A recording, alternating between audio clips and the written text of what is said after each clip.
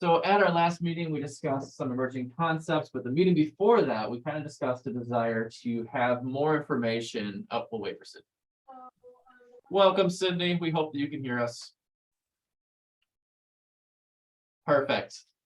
All right, so at the or 2 meetings ago, we were discussing maybe some more information, particularly related to the city clerk and the role that the city clerk plays for the city of Winona, and particularly impacts maybe on board commissions or interactions in that regard. And so with us today is Monica Hennessy Mohan, our city clerk for the city of Winona, and she's been with us for a number of years. And she's really here to kind of help talk about what her role is with the city and those types of interactions, and then also be able to do some interplay with questions and answers so that we receive more information so that this accessible government committee, when you begin crafting goals and objectives, and we kind of shape those emerging trends, themes, concepts, are able to kind of address that.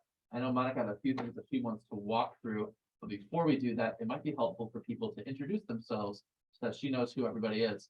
As we all know, I am Luke Sims. You can barely see me on the screen. Sorry, I'm the floating hands. And I am the assistant city planner. And I will actually turn it over to Sydney first online. Hello, I'm Sydney. I am involved with the Winona Outdoor Collaborative here in town, and then recently got a job. I'll be teaching at Cotter this school year, social studies. So local government is definitely a little personal interest of mine. Brianna. Hi, Monica. I'm Brianna Haupt. I teach at Riverway Learning Community. I'm the art teacher there, K through 12. And I'm really happy to be on this committee and get to meet you today. So thanks for being here. On the table. We all know you, Carlos, but go say hi. I'm Carlos. I'm the other waving hands here on the other side. I'm Ken Fritz, I'm former county administrator. I'm Sadie. I'm currently a Green Corps member with City of Rochester, and in the fall I'll be teaching at WSU. I'm Emily Parash Casey. I am the community programs director at Rethos, and I work a lot with the Main Street program all over the state of Minnesota. Hi, Monica. I'm Palmer. I work for the City of Rochester as communications coordinator. Brad Wooden again, every starter piece. IT coordinator. I'm Victoria, program coordinator from Project Pine.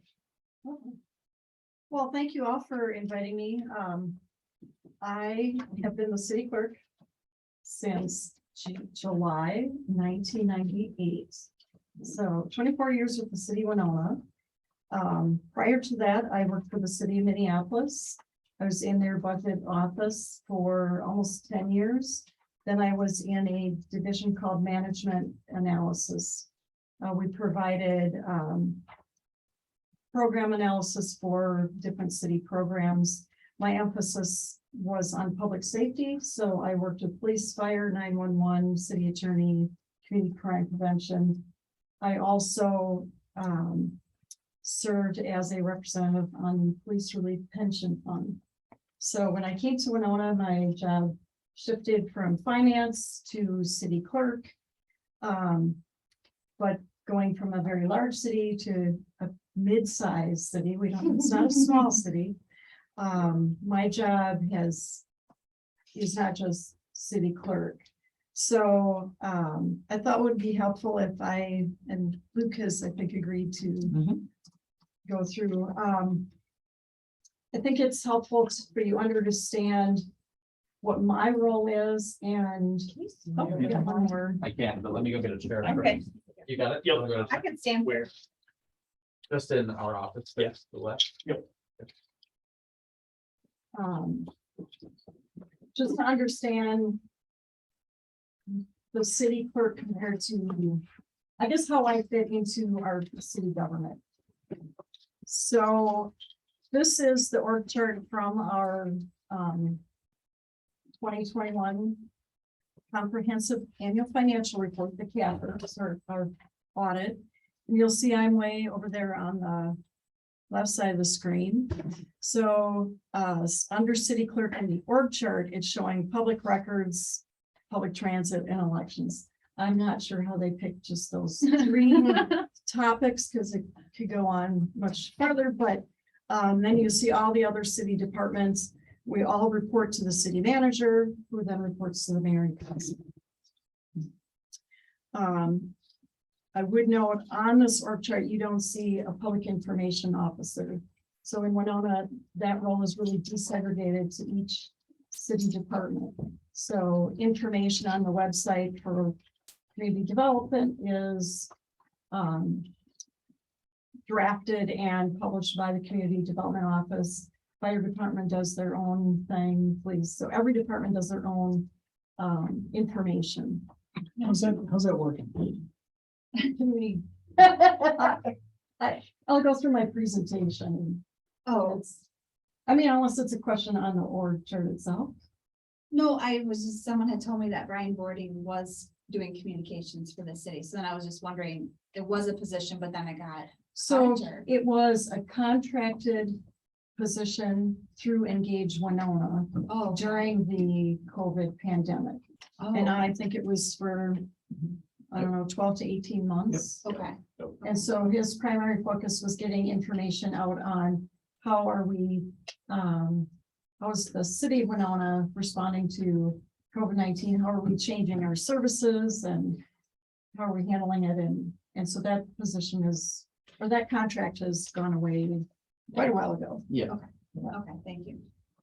Okay, so that's kind of the org chart.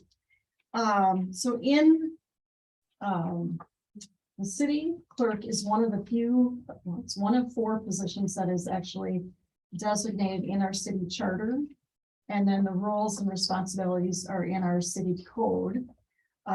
So you know, the distinction is the city charter is more difficult to amend than the city code. But these are all designated in city code, what the responsibilities are. And if you look down to the very last one, other duties as assigned. Yeah. So that's a lot of them. So now, yeah, but then I thought it would be helpful to have, so you understand, Winona can't just set its own rules. We're governed by a lot of Minnesota statutes. And all city departments rely on this handbook from the League of Minnesota Cities. It has a nice overview of all the rules, like kind of at a summary level. From, if you go to Yeah. Different One of- chapters that I've been- yeah. what, I was just gonna say, chapter 4 is our home rule charter city. So it just lays out, we have to follow state statutes, and then we also have our city charter, and we also have city code. So it's a lot of rules. And You want to go into city clerk on here and then? No. use that for now? no. So then we'll go to, this is the meat and potatoes of my presentation. And I've done this for a couple other organizations and, you know, things over the years. So I didn't write this all up, just for you to just update it a little bit. I mean, you're special, but I updated it. Okay, thanks. So these are all the budgets that I have in the city finance, or in our annual budget. So if you just go to the next page. So in the city clerk, my staff is me, I'm full-time. And I share an administrative assistant with the city manager, the human resources manager, the benefits coordinator, the safety coordinator, and myself. So we have 1 administrative assistant for 5 professional staff. Such waste in city government. Gee, I can't believe Yeah. So what that So basically you have means- 1/5 of that person's time. Wow. 3.2 FTE. Yeah, If something that. like that, yes. So, I mean, she answers the phone, Yeah. she schedules meetings for the manager, she does a lot of our, the ingoing, outgoing mail. She processes a lot of the, how do I want to say it? She does a lot and a lot of, pulled in a lot of different directions. So that's my staff, and Tina is her name. When I did start here in 1998, I had a full-time secretary and a parking control agent. in my staff. I think in 2009, the administrative assistant was eliminated and merged with city administrator staff. Somewhere in the early 2000s, don't remember exactly when, the parking control agent was moved to the police department. So even though it was a better fit, it also, that person did provide some administrative support. They could answer phones and talk to people when they come in, but so we're pretty slim, efficient office. So the main task in my department, I serve as the official secretary for the council. So I prepare all their agendas, their legal notices, I do the minutes. I respond to questions from the council, the media, and the public about council meetings. I would note I do not staff all of the boards and commissions. I staff council and two of the multiple boards and commissions. The official records, I sign all of the ordinances, our resolutions, our contracts. I maintain the official files, so I have all the originals. I sign everything, I number the ordinances. We publish ordinances in the newspaper and on our website.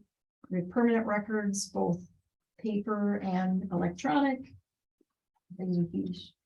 I love Laserfiche. And then all the agreements and contracts, I have to make sure that the other party has signed the contract. Most important is that they give us their insurance. We keep it on. So there's 150 to 200 ongoing, and then probably 25 to 50 one-time contracts. So, but it's a lot of monitoring of contracts. In larger cities, I don't know if Rochester does, but typically this function would be done by a contract administrative office or city attorney. But in smaller towns, it's in the city clerk. Ours is in the clerk too. Hmm? Ours is in the Yeah. clerk's office too, but they have like 13 people. So liquor licenses, we just got done with the renewal process. They're an annual license. We have approximately 80 businesses that have different types of liquor licenses. There's on sale, which is restaurants and bars and coffee shops. Off sale would be liquor stores, quick trips. They're the primary ones. So we prepare and send out their renewal application. We have to renew their documents, make sure they have everything completed, and by our city ordinance, they have to be current in their property taxes and in their utility bills.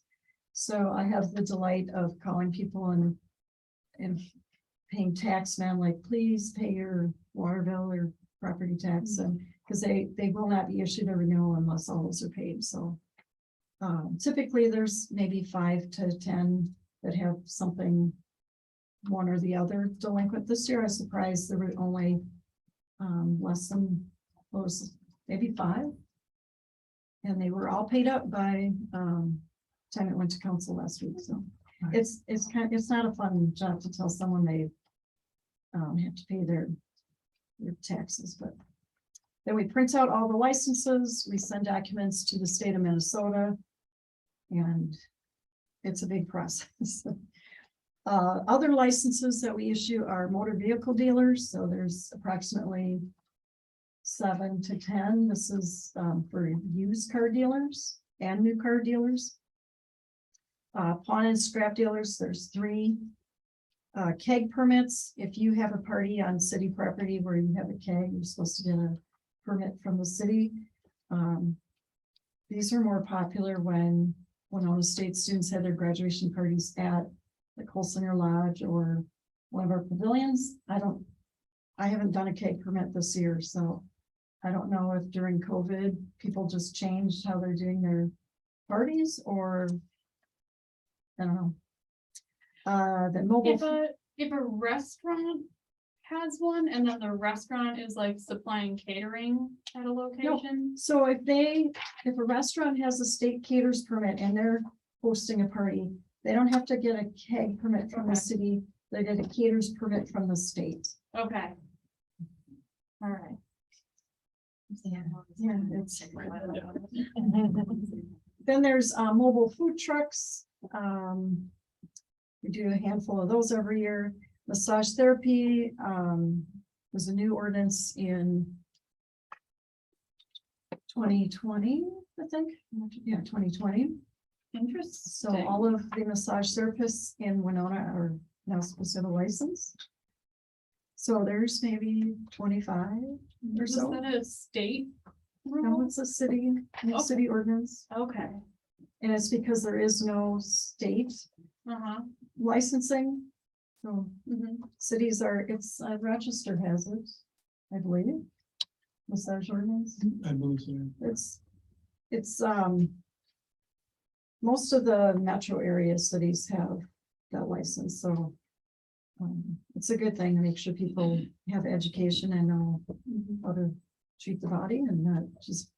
Whack away. Yeah.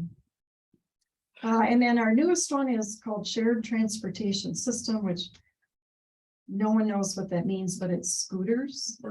So specifically, well, there's bird scooters or you could have bikes and so we're working on finalizing an agreement with Bird. Cool. Sweet. So, That'd be really cool. I'm too excited. old. Is that inbound coming? Wear your helmet and make sure you have insurance and Google claims against or lawsuits against Bird because I have my kids aren't teenagers. I have two daughters that are in their 20s, so I'm just afraid of people racing down Garvin Heights or throwing them in the river. Oh my or- God. Just I ban it. live on Garvin Garvin Heights. Heights. Just knock that area down. I drive it every day. People do crazy things on it. Cannot get a scooter up at night. Skateboards.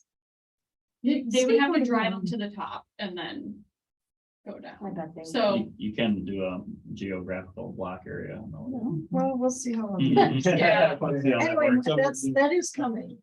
So, Perfect. so watch council next week or the following one. okay. Oh, So that's licenses. Franchise agreements, the city has a contract with Excel Energy. What did they change their name to? Min Energy? It was Tri-County Electric is now Min Energy. And Excel for natural gas. HVC and Charter for cable.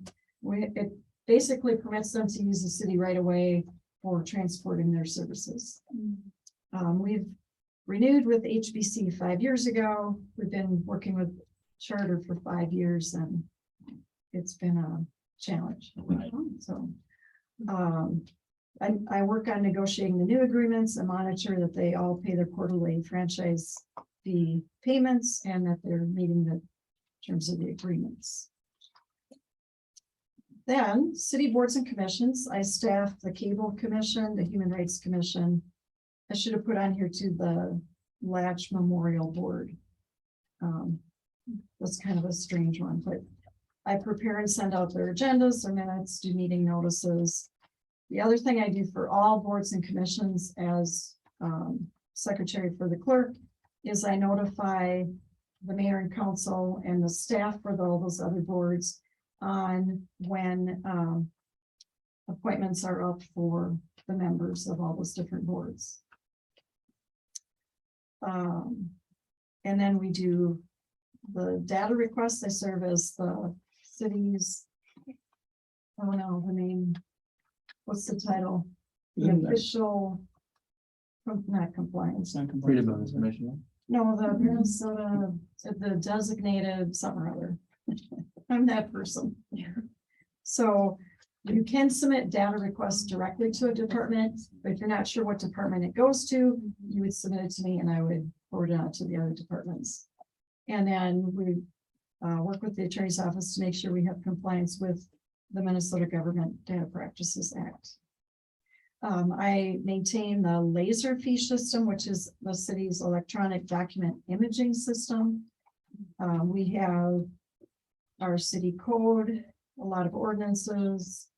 In the past, we put all of our boards and commissions, agendas and minutes. And if you go in our website and if you click on to open a document, it says you're going to a different site, That's through Laserfiche. It does allow you to search for documents. It's a pretty, it's a pretty strong electronic document system. Staff really like it because it's easy to find stuff. The web link interface limits how many pages you can pull up at a time. So for the public, it's not as robust as for city staff. But if you found a document and you wanted to request the whole thing and not do, I don't know, it used to be just like 10 pages at a time or something. You could always request that the full document be sent as one PDF.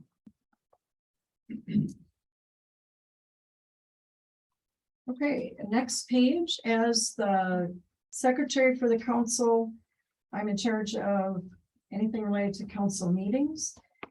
So that includes all the camera equipment in the council chambers. When I started with the city, it was when HBC was just starting, and we had Charter and HBC both come in with the big old-fashioned cameras that were on tripods. I don't know if you guys have ever seen these, like a big camera, and they would wheel them in, and they would be in the front row, and they two cameras, and they would videotape, well, they would broadcast the meetings. And the city was paying them for that. We were refunding a portion of our cable franchise fee to them. And I said, we're refunding them more money than what they're really investing in this. We should install the system and do the feed out so that we can control, so that all the residents get the same picture and not one from HBC and one from Charter. And so we installed that a system initially around the year 2000, 2001, something like that. And then we did an update, maybe the mid 2010s, somewhere. And then so my years of kind of blending. In 2020, we replaced all the systems. So all the cameras, all the back end,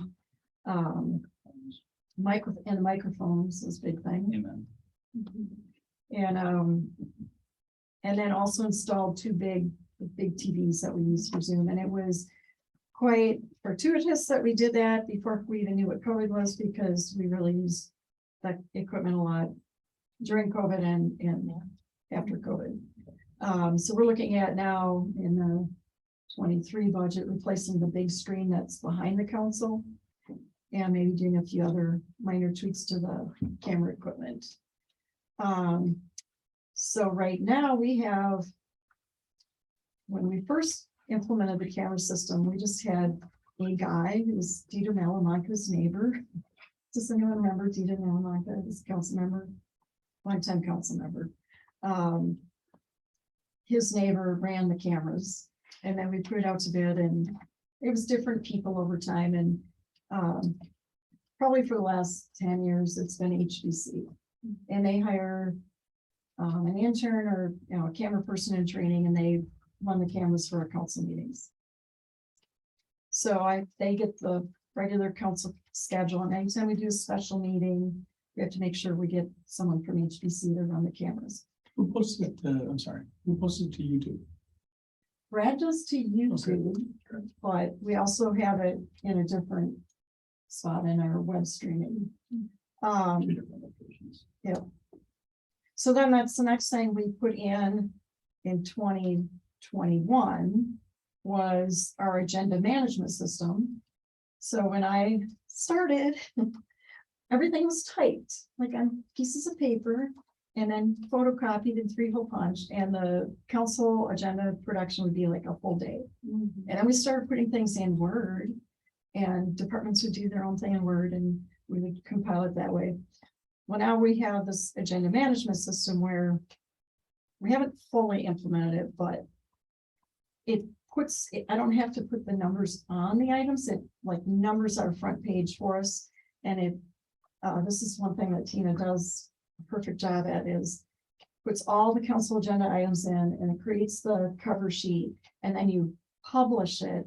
So it packages it all up And you can view it either as a PDF or as an HTML on our website.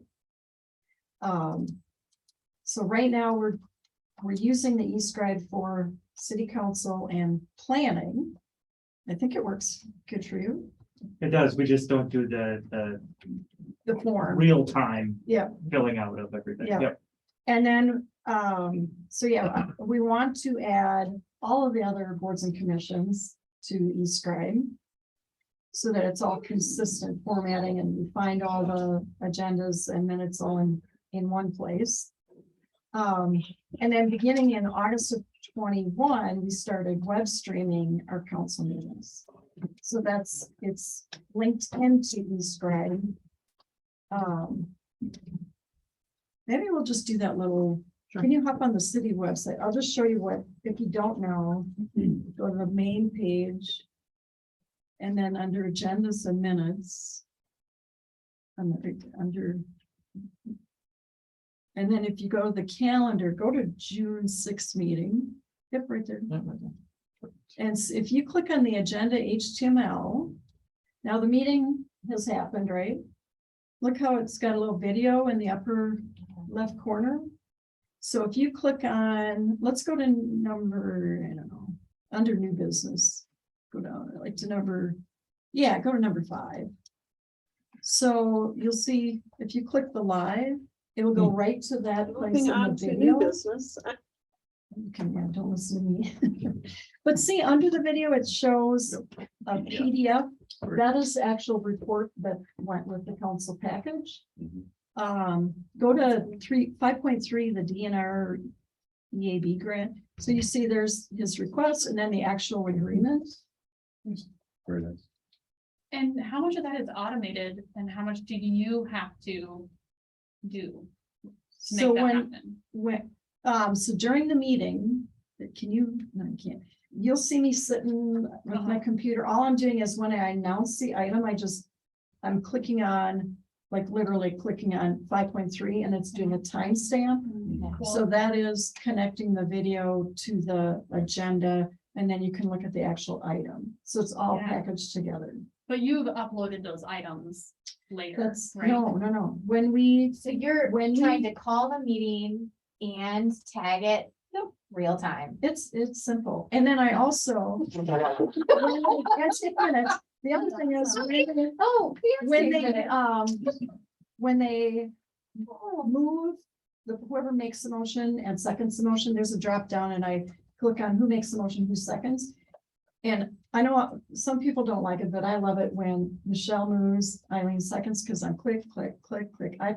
We just go through the meeting and it captures who made the motion, who seconded the motion. And then if I click all, like they voted all unanimous, then at the end, I prepare the minutes and it just goes and it prepares the minutes for me. Cool. So all I have to do, if I was a quicker typist, I could do the discussion also. But because I'm doing all those, it's hard to. So the only thing I go in and type is if there's any discussion, which usually is not a lot. So we want to really get people to use this because you can also, when the meeting is live, you can watch the meeting with the agenda there as well. Wow. And that was one thing too that we heard a lot from people, right? When it was just a council recording is, okay, I gotta watch the whole thing and figure out and go back and forth, but now Right. you can just go to what you want. That's amazing. So right now we are only web streaming council meetings because there, of course, is a cost in the system as to how many meeting types you have for the web streaming. And then you have to have someone during the meeting run because I have to, he starts the Zoom, I start the web stream, and then someone else starts the cable. So you have 3 people hit and go. So So is this all through the eScribe? Yep. Okay. Pretty cool. yeah, they're a firm out of Canada, which was interesting during COVID too, because they couldn't travel here. And when we sent our payment, it somehow got stopped in New York. I don't. So, Canadians, but we've been faster than you say, hey, meet me at Yeah. the border. International call. Yeah. Paper airplane. But this has been, you know, something we've wanted to do for a long time is web stream council meetings and then really we have to promote how to find it but once you see it, it's like, oh yeah, you can, as long as you have internet access at home or on a device. Okay, then let's go back to there. Then, so the government access channel is our cable access.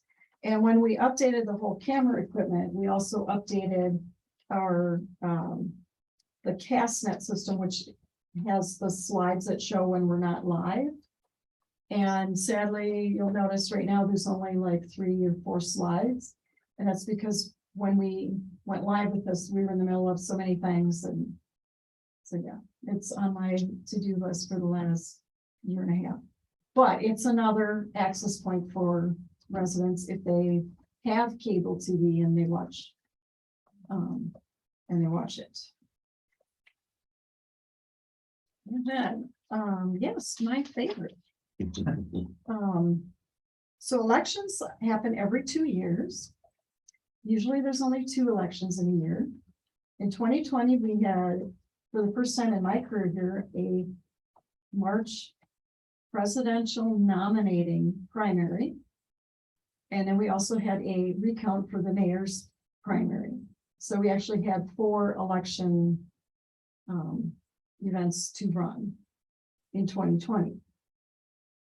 So the first one was not during COVID, it was like right before, but all the other 3 were during COVID. So it was really an interesting times.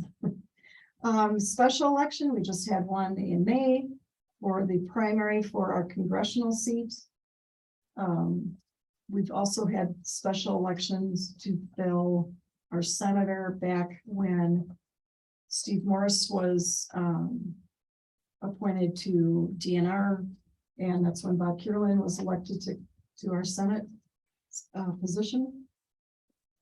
So a lot of people don't understand this, but the city pays the cost of all elections, including that special election that we just had for the congressional seat. And I would say the cost of our election judges, the ballots, the setup, the notices, it's all, each city has to pay their costs. The county pays additional costs because they oversee elections. Each county oversees elections for all the cities. So they have additional costs. I do the training. Oh, wait, I have to be trained myself. I have to know what I'm doing. You do. Then I in turn train our election judges. Typically that's about 120 people a year. I'm the filing officer for city council candidates. I provide and receive voter registration forms, but I no longer, when I first started, I had access to the Minnesota voter registration system, so I would help enter the registration forms. We would do absentee voting here at City Hall. Probably 15 years ago, the state changed rules and said you either have to do all of the absentee voting for your city or none. So we of course picked none and let the county do all of it. So we do have 16 precincts, but there's 15 polling sites because we have one site that has 2 precincts. That's at the East Rec Center. So I actually go out the day before the election with our maintenance crew and visit all those sites and set up the voting booths, the automark and the voting machine. They lift all the stuff and I kind of point. Once in a while, no, it's a hard day. And then the day after the elections, the maintenance crew just picks up everything. So are you in charge of all of the like equipment as well that goes to and from the voting site? So the county, they work with the vendor to program all the chips and then they hand the chips to us and we make sure they get to the right machine and the right precinct. And then we pack the precinct supply boxes, and then the head judges come here and pick those up. So here's some state and federal requirements that we have to ensure compliance with. So under federal law, there has to be an assisted voting machine at each polling site. These are really big outdated machines that allow someone who is vision impaired or does not read English very well to vote privately or on their own without assistance. So there's a braille pad on it. You can put headsets on, you can blow up the screen so it's larger. The unfortunate thing is it's so outdated that the machines don't work very well, and it takes a very long time for someone to fill out a ballot because it reads everything, all the instructions. And then when you make your selection, it reads back to you again. And then when you're done with the whole ballot, it reads the whole thing again. But it will mark your ballot for you. The benefit, I mean, obviously you can vote unassisted and you can't make a mistake on your ballot because it won't let you screw up. So we're waiting for the state to certify replacements. Right now, they won't let us replace them because they can't agree on which machine to go with. So that's Where do all these machines hang out when they're not in use? City Hall, county. Wow. I have a hidden room in the garage that they had to build a door around, and I have a lock on it and a key. It's a lot of equipment. Yeah, Yeah. they're big. Bulky. I call it, when they're packed up, they look like you're going on a voyage around the world because they're about this tall, and I won't lift it. You have to have two people lift the machine out of the box, and it's so cumbersome, but. So we set those up. The precinct ballot counters. There's one at each polling site. It says they're required, they're not required. You can do a central count. So when I started, you'd vote at the precinct, and then the judges would count how many ballots. So there could be 1,000 ballots. They had to count how many ballots and look for write-ins, so that would take a while. And then they would take it to the county, and they had two big machines that tallied all the ballots. And I don't remember what year we got the precinct machines, but now when you put your vote in, or your ballot in, it tallies all the votes right there. There's a chip. So at the end of the night, they print out a little, looks like a receipt, and it has all the tallies for every single race. So the election judges can see for that precinct who won each race. And then they will print out 3 copies. They have to sign all of them. So 1 copy goes to the city, 1 to the county, 1 to the state. So you have proof what the results were at that precinct. So, and it makes it's just so much easier it counts the number of ballots, the judges, end of the night is so much faster.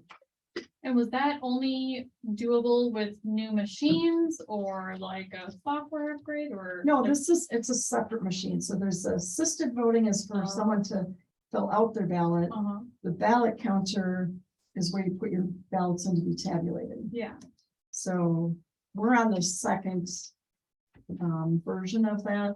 Used to be M100s, now with DS200s. Okay. And it's not Dominion, it's ES&S. So there's no Dominion machines anywhere in Minnesota, but they'd be fine if they were. But that's the one that everyone's like. Yeah. Do you guys use the poll pads? Yes.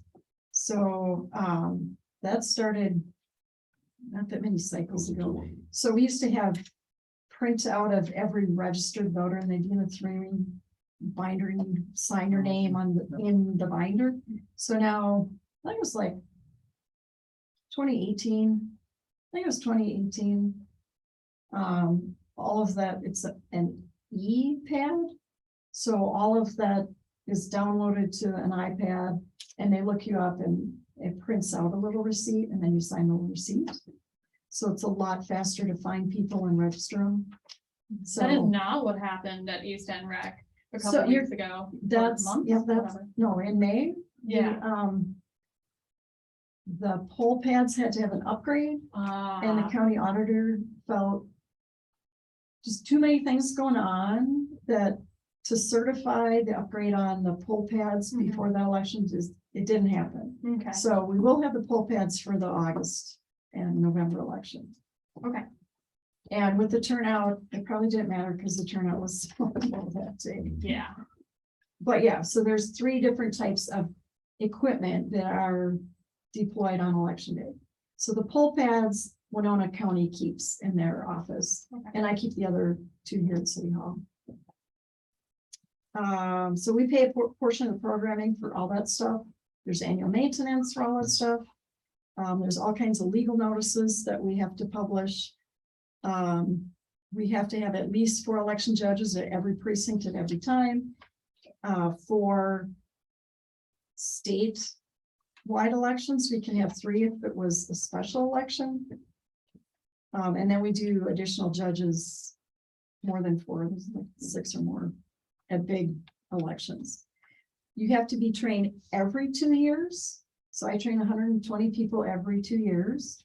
And I do all that training myself. They get paid for the training time. Oh, and here it says I trained 180 judges in 2020.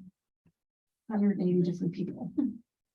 And they have to be paid at least minimum wage, and Winona does, so $10.50 an hour. In 2020, we did the presidential primary. As of today, we are looking to do another presidential primary in March of 24. The state law has not changed, so that's coming up soon. We also had to hire moving trucks to haul all that equipment. If there's, related supplies, pens for voters. Park maintenance staff does the setup with me. And then on election day, we have additional city staff that go out to every site and check. Brad is one of those. You're doing August one too. Yeah. Okay. Always a fun day. Yeah. Okay, so any questions on elections? Thanks, Brad. And then because it's a small town, I also do Winona Transit Service. Just quickly, there's 3 different types of transit services we provide. We call them the daily routes. It's called a route deviation service. This is Nick's language now, he gets transit. So we have 4 routes. We go by color. Most cities go by a number. So they run Monday through Friday, 6 a.m. to 6 p.m. and Saturday, 9 a.m. to 5 p.m.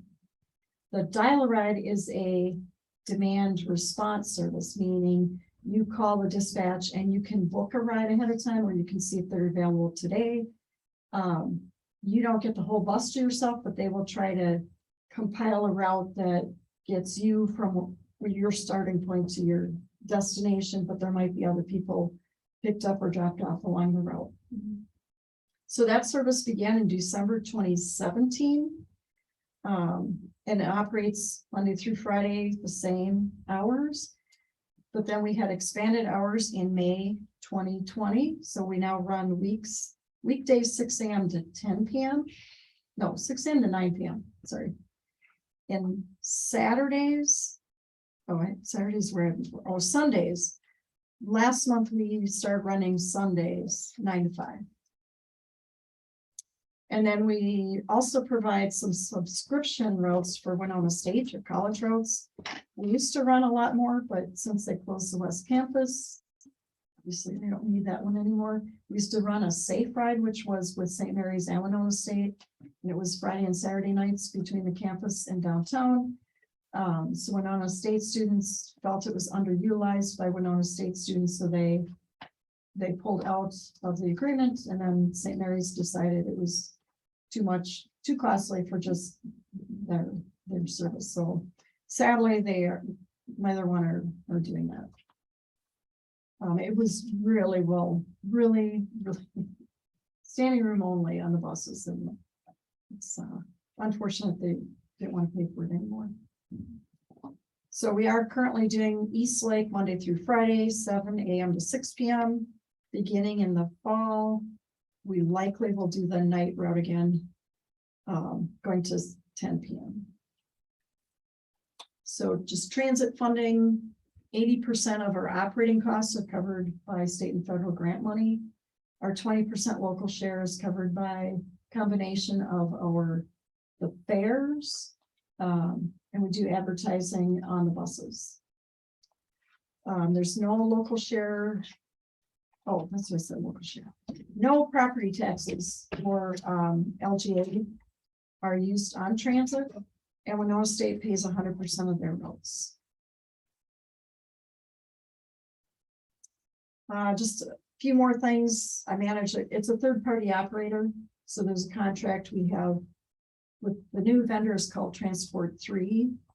I do an annual transit grant.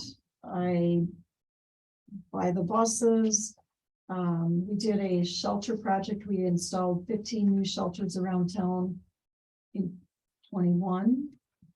The company's finally putting the logos on them. I don't know. There's one at Winona State. Yep. Have any others gone up yet? I don't know. I mean, I know I've seen the one I went on the state when I drive. Yeah, we have our new logo on it. And Yeah. what's the name of the graphics company on 2nd Street? Fancy Press? No. I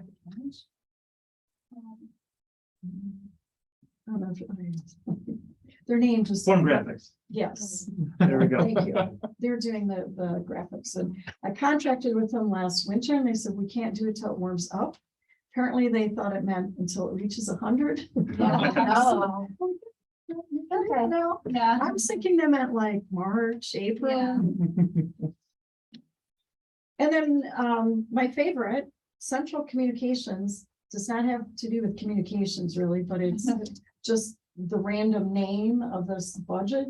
So it's basically internal items for the city. So in my spare time, I manage the telephone system for not just City Hall, but it's a network that includes the library, the senior center, water, sewer, central garage, not the police department.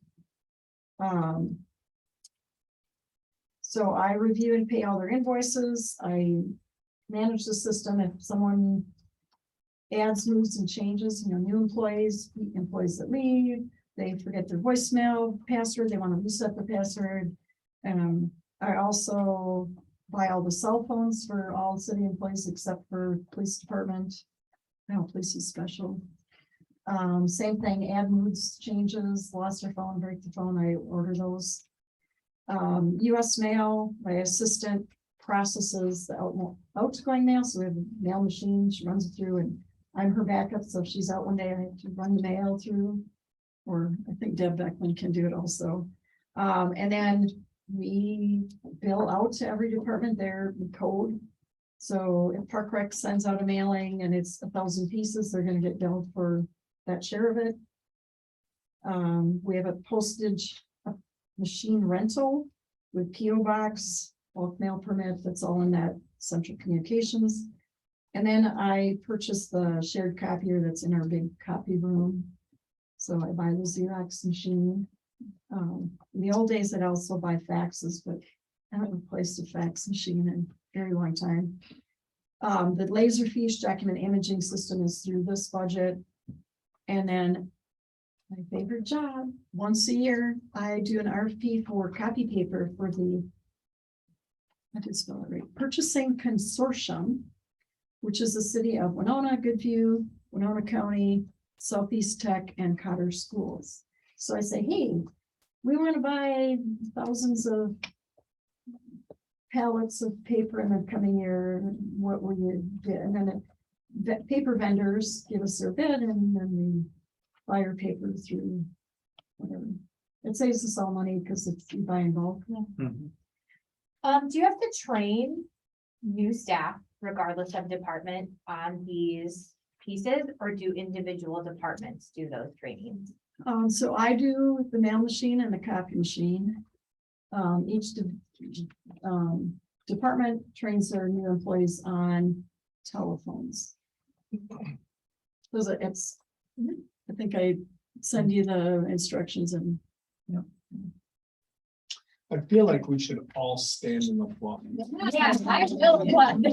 Holy moly. I'm not done yet. Yeah. So when the question was, what do I do that no one knows about? It is my favorite thing is buying coffee paper.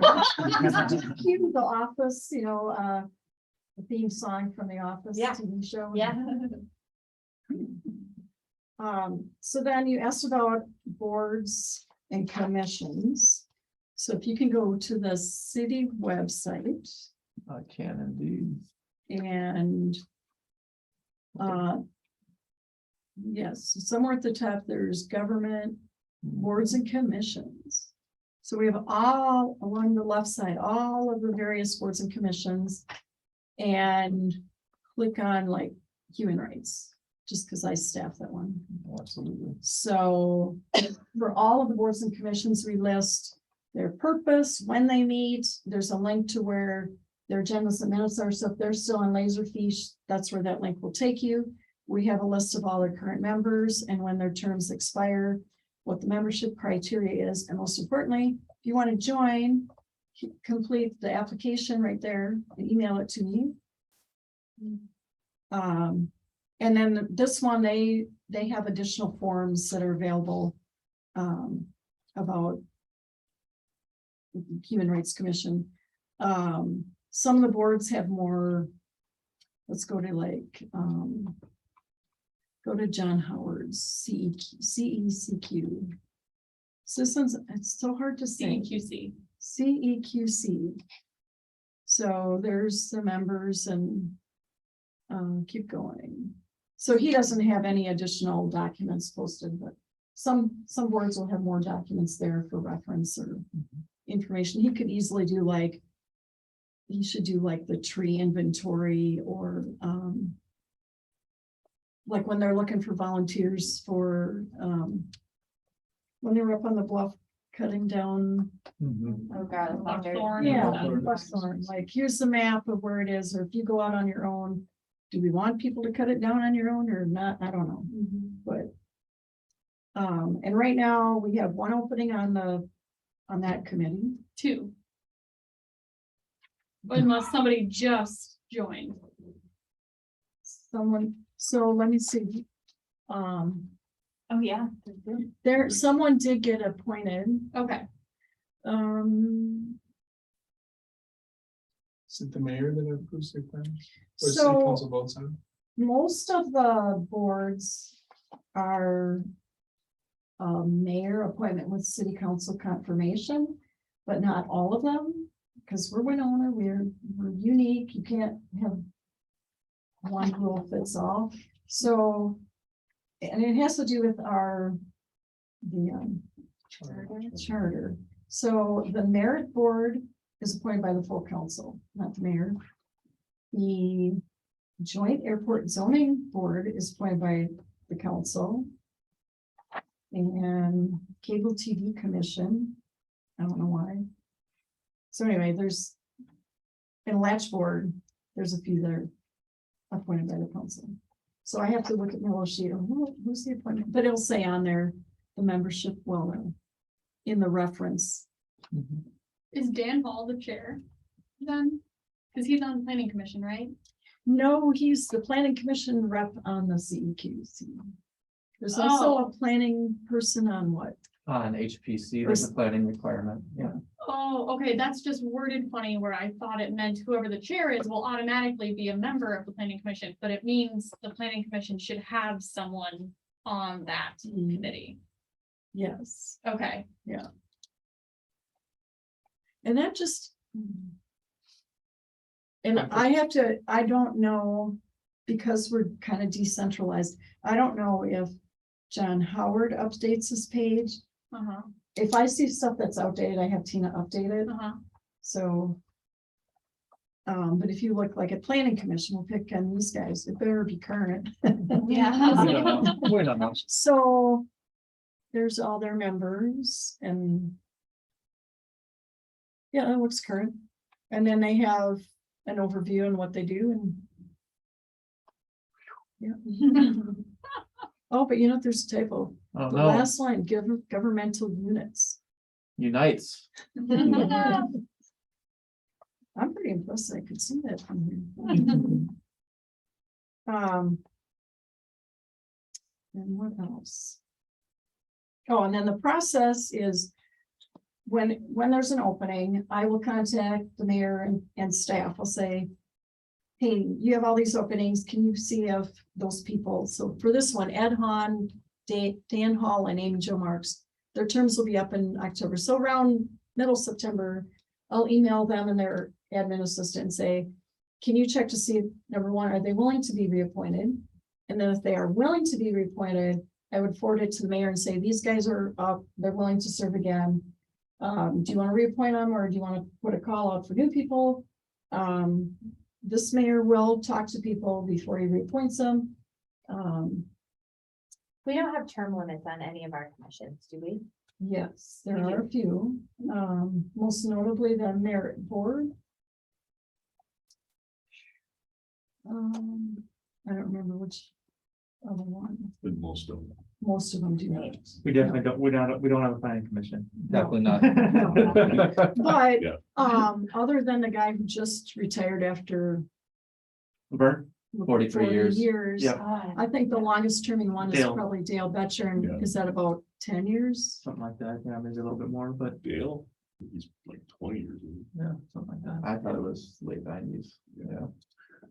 Well, I did his oath of office, so it was after 98. Okay. There we go. Yeah, and then the mayor, if there are openings, the mayor from time to time would make announcements at council. We published on the website. If we're really low, the ones that typically are low are environmental quality, planning commission, I mean, not planning, human rights and cable TV. Those are the three hardest ones to staff.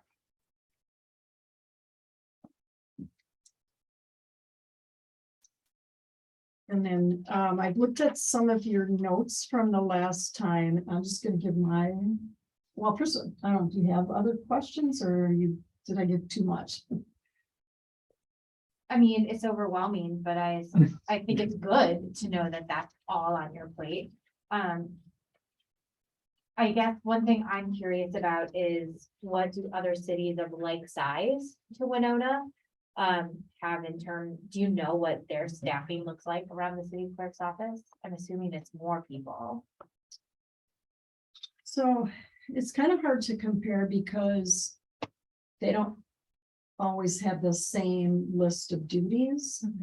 A lot of smaller cities, their clerk is a clerk finance director. Right. So they have finance as well as clerk stuff, but they may not have, well, they definitely, not many clerks have transit. Not many of them have a camera room like we have.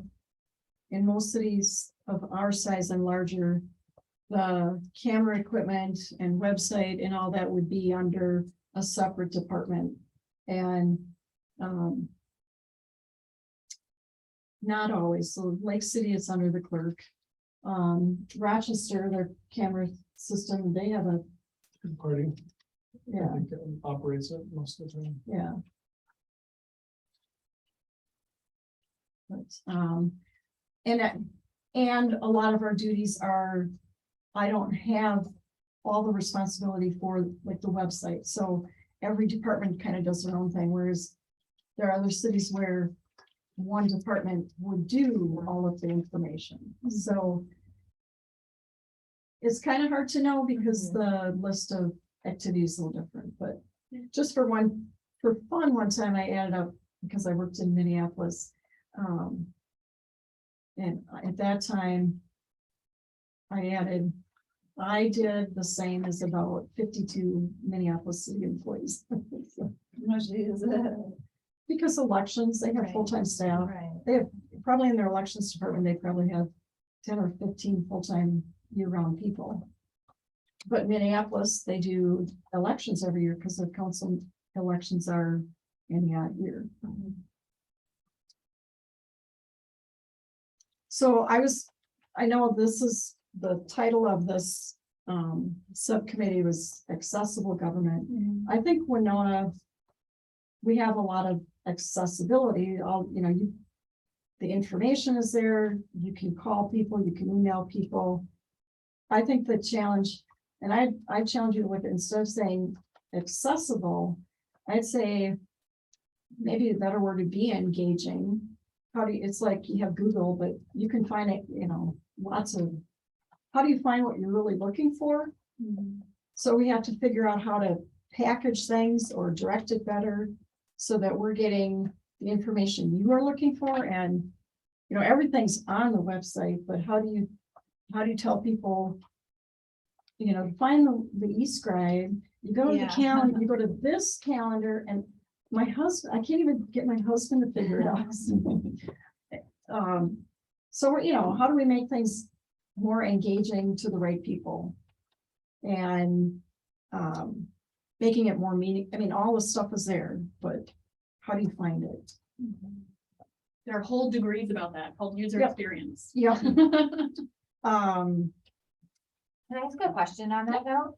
Is there like, one, I mean, this is a really big magic wand question, but like, if there was one thing that you could change to magically make it better for folks to access what you're doing, or there's one big challenge that you feel like when you're interacting with the public, what would that be? More staff. Okay. It's hard to be able to complete everything. Like right now, I have, our city budget is due. What is today's date? The 28th. So it's due Thursday. So I have, it's agenda day on Thursday. So agenda is due. I don't have my minutes done. City budget is due for all my budgets, and my transit grant is also due. So all this is due on Thursday. How many days do you actually leave at 4:30 or 5 p.m.? You should start working 40 hours and see what happens. Yeah. Well, I completed my agenda item for next week. How many hours do you think you work a week? How many hours don't you work? Right. Well, I'm getting better at, if it's nice out, I will take an afternoon off. But then when it's raining over the weekend, I might come in, or I'll come in early and stay late one day and leave early, but But it's rare to work a 40-hour. Well, and I think in terms of staffing, eventually, you know, you'll retire. Mhm. And I think the city would be caught flat-footed if they didn't proactively seek to get more people involved and train them and understand what it is. so, I mean, we tried to do the best we can with what we have, but the challenge has been, since I've started, it's just been, and you get this, you do more and more and more and more with fewer and fewer people. Well, now I can't do it anymore. Like the curse of efficiency, you did this really well, so do this other thing too. Yeah. So, but if you go to our government access channel, that's really embarrassing. I've got 3 sites and I actually have a happy face on it. It's like, okay, someone's gonna be happy. Look at this smiling face. I'm like, Overall, how, this might be a question for you guys, but how's the actual number of employees changed over time? You know, obviously compared to, let's say, your budget growth or some other indicator of the fact you're taking on more responsibility.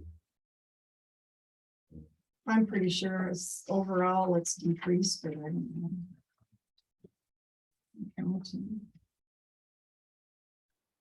Who would know that? Finance director? Yeah, she could do FTEs over the years and Yeah. do by department, but I don't know that any other department's job duties have grown as much as mine. Like when I started, we didn't have a website. Right. We didn't, the city code was typed on a typewriter and we made 3 full Yeah. punch copies. So now it's in Word. And originally my secretary and Roseanne, do you remember Roseanne, the Mhm. legal assistant for the attorney's office would do the updates. Well, now the attorney's office, she retired and the new legal person, the attorney decided doesn't have time to do it. So I do all the city code updates online. So it's just more and more, but, So every time there is a new. I do them quarterly. I don't do them every meeting. But I guess my question is more so every time there's a new ordinance or every time something is added, it's probably on your plate. Oh, it is. So once an ordinance is adopted, I have to make sure it gets out to the affected department to make sure the street department knows there's a new stop sign or parking ordinance. And this coming meeting, there's 3 parking ordinance on the agenda. And if it's a limited time one, people have to pay for it, so have to make sure to pay for their sign before we put the sign out. And I'm also on Steamboat Days. I'm a 4-H leader. I was a Girl Scout leader, and I'm on the board of directors for our city clerks conference. So this year I'm secretary. And you have a family Yeah. and like a real life. Yeah. So Monica, this is a crazy question, but what's the status of the open comment period? I hate you, Nick. Yeah. Yeah, I'm hiring election judges and doing some training and doing scooter ordinance, so I'm writing the rules, but Does it have to be approved by council? oh, yes, oh, yeah. And The thing, we want to make sure that the rules are vetted through staff. And that the procedure, that we all agree on what the procedures are gonna be. And it'll go back to council for them to review and approve. The challenge really is how much of it is gonna be written comments submitted ahead of time, in person and Zoom. And Zoom is really gonna be the what's the right word? The adjective I'm looking for. It's not as simple as it looks. So. And there's not a lot of examples of really good virtual public comment. Policy yet. There's great in-person ones, but the virtual one, I haven't seen And very I many think good ones. we want it to be open, but you also want to protect the rights of employees and council. And how do you handle people who are just gonna go off the rails at those, so. And because we broadcast it, you wanna make sure they're. yeah, I just wanted to ask because it's, it's gonna be something that, either we put in our recommendations or don't, because it's already in place. Yeah. So it'd be nice if we didn't have to include it because it was already in process. We'd rather probably do that. So, I have to get going. Is this being recorded? Yes, it is. Okay. Yep. I need to run too. Okay. Thank you, Mom. I feel you now. I'm like that. is it your birthday, Ray? Well, should we sum up? Sum up. Well, are there any final questions? I know that we have certainly have many. Nick, you would be ready to ask a number of questions. Yeah. Brianna, Sydney, you have not been talking for a while. Do you have anything you'd like to add here as we're approaching 5:40? I don't really have any questions that I've thought of. I was just taking a lot of notes on the things that you were talking about, Monica. But yeah, echo what everyone else has been saying in their questions, that you have an unbelievable amount of things that you are responsible for. And I'm incredibly impressed by your work, but I'm sorry that you have to work so much. It's fine. But thank you for sharing all of that with us. It's fascinating to actually learn how everything works and all of the things that you manage. All right, so we're going to take this information, we're going to use it for our future goals and objectives, obviously. But we do want to make sure we set our next meeting time. Are we eyeing just 14 days from today? So 14 days from today would be the 12th at 4:30. Does that continue to work for everybody? Let's see, head nods. I will be out of town leading a backpacking trip with the Winona Outdoor Collaborative, but I can watch a recorded video if it works for everyone else. 2 of you are on vacation. So when do you get back, Sydney? I will be back the following week. Let me double check really quick. I will be back in town on the 19th. I will be driving on the 18th with someone, and I could do it from the car, but I'll be back in town on the 19th. Nick, will you be back on the 19th? Mhm. All right. No, we're getting another head shake. Anybody else? Everybody else seems fine with the 19th except Emily. I could Emily. probably zoom in All right, potentially. we'll go ahead and plan on the 19th at 4:30. And thank you all for your time, your phenomenal conversation, and thank you, Monica, for taking the Yeah, time thank as you well. for the opportunity to give you an overview of a little education, and I don't know if it helped, but Oh my gosh. You definitely I did. thought I knew Yeah. your job at 9. Well, there were Right. just a lot of questions that came up at the previous meetings and we're like, who handles that? Monica handles that, and we just can't answer, some of the process things. And so it's tremendously valuable. So thank you. When you're retired, they'll replace you with 2 or 3 people. oh, I'm sure. Always happens. All right, well, thanks, everybody.